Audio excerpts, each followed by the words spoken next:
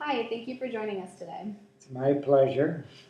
So we have a few questions here for you. The first one being, what war were you involved in? I was in the Korean War. Were you directly involved in the war? I had a front row seat. Oh, wow. What was that like? I was a forward observer for an 81 mortar platoon. I directed fire in front of the lines. What is your most vivid memory of the war? You know, we have many memories. Most of them are not nice memories. Yeah. Because we were getting hit daily by artillery and we had skirmishes every other day. And I've said this many times, the teachers who see this are going to say, I think I've heard that song before. But one night we were in our bunkers, or foxholes. It was pitch black. 2 o'clock in the morning, suddenly it was daylight. The Chinese and North Koreans took their searchlights and banked them off the clouds. And the clouds reflected that down on us, and we were exposed in daylight. And then it's like something out of Genghis Khan. Thousands and thousands and thousands of Chinese and Koreans charged towards us, screaming and yelling. This was at a place called the Punch Bowl. You can look that up. And they came charging up that valley, and we got hit by the heaviest barrage I ever saw in my life. And we called for fire, and it was like shooting chickens in a coop. Because they charged and charged and screamed, and we directed our fire at them. And they were directing fire at us. And it lasted for about 3-4 hours. Did you lose any people close to you? Yes. I lost my radio, man. In those years, we didn't have radios, essentially wireless radios. Mm-hmm. You had a phone connected by cable back to your mortar platoon. And that night that I'm telling you about, the line was broken by artillery. And he went to repair it, and I told him not to go because it was too dangerous. And he almost got a direct hit from an artillery shell. It's a hard thought, but there was nothing left of him. And I felt guilty because of that. How did that affect you? It depressed me very much. I couldn't eat. I couldn't particularly eat that terrible food we had. Yeah. And I lost a lot of weight. I was very depressed. And finally, timing was good. We got called off the line and put in reserve. And ultimately, I came out of it. I didn't do it today, but sometimes when I talk about it, I still tear up, 65 years later. Could you tell us more about the living conditions during that time? Well, they're terrible living conditions. You lived in a handmade structure of whatever you could find. There were support beams, but there was wood and dirt, and you lived filthy.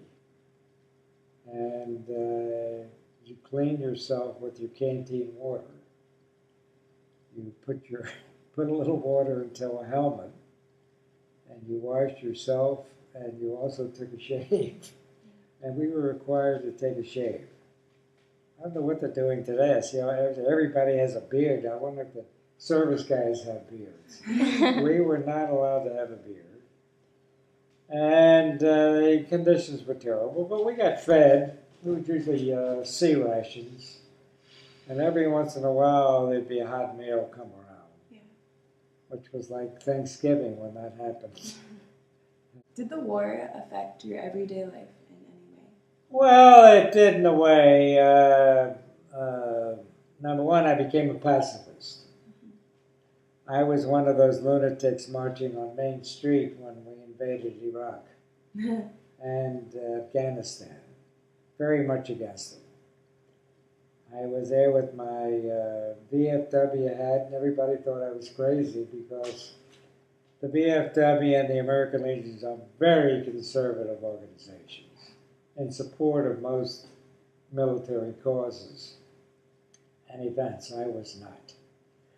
And the other thing that happened, although I was never a fervently religious person, I kind of lost any interest in religion. Because it didn't make any sense with what I had seen. So that were the two effects.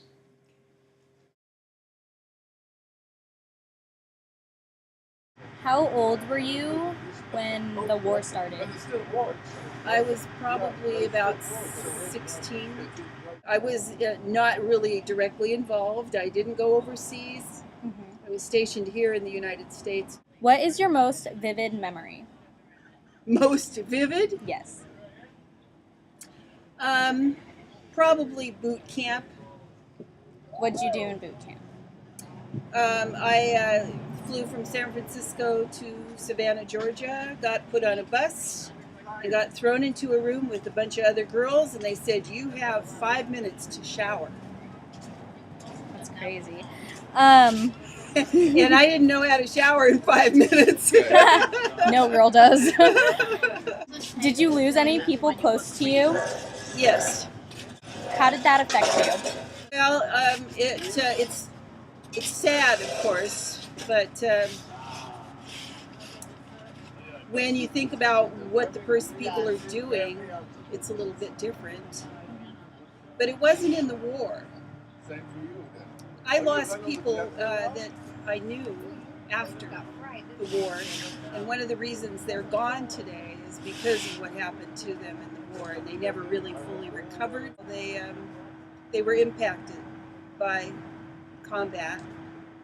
Did the war affect you, affect your life in any way? Yes, How so? by the people that I met in the war, as I said, that were impacted by the war. It had an indirect effect on my life. Yes. What made you want to enlist? I lived in Northern California, and it was in the late '60s. I think I mentioned before I was.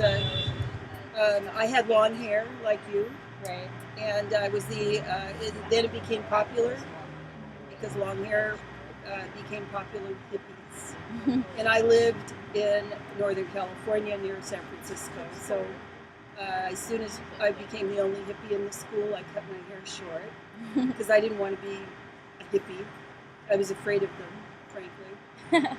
And Berkeley was the school of choice for my high school.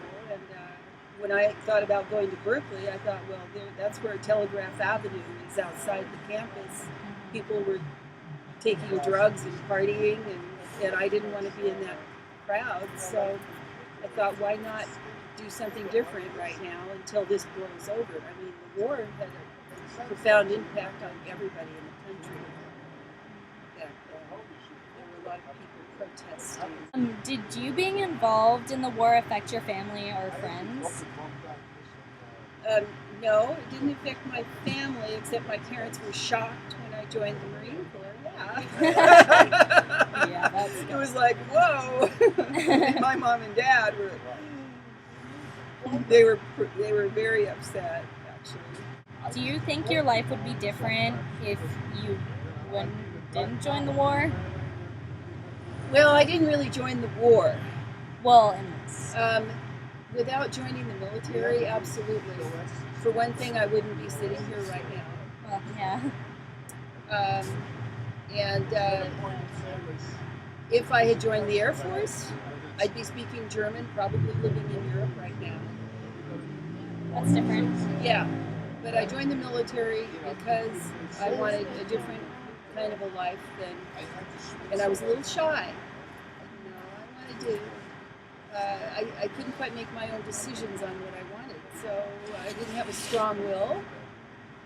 And I thought, well, if I go in the military, at least I'll be doing something that might help me to better myself and make better decisions in my life. And it did. It did help me that.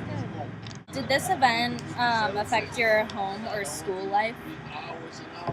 Well, I think I explained to you already that the school life was changed Yeah. because of the. It didn't just change the school life; it changed the culture of my high school. Changed because when I started high school, I think I mentioned all the girls wore their hair ratted up and sprayed with hairspray, and they put makeup all over their faces and wear false eyelashes and go to school in high school. And then all of a sudden it became appropriate to take your hair down, let it go long, don't wear makeup, and don't wear a bra and dress like a hippie. That became the in thing when I was in high school. And so styles changed, philosophy changed, everything changed in that era. The way we treat people changed. What was important changed because the war was not popular. There was a lot of protests. I knew people that moved to Canada to avoid being drafted into the service because they protested the war. So, and that was hard.